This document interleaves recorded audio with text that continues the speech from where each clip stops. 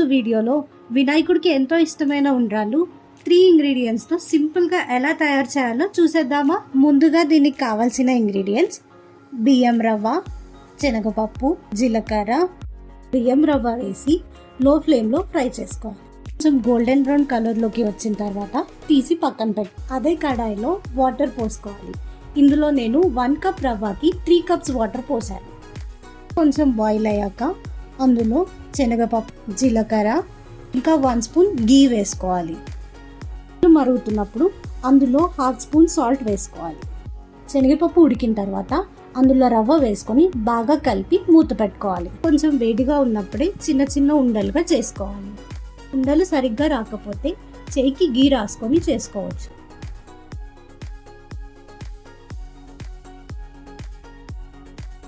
అంతే అండి, వినాయకుడికి ఎంతో ఇష్టమైన ఉండ్రాళ్ళు రెడీ.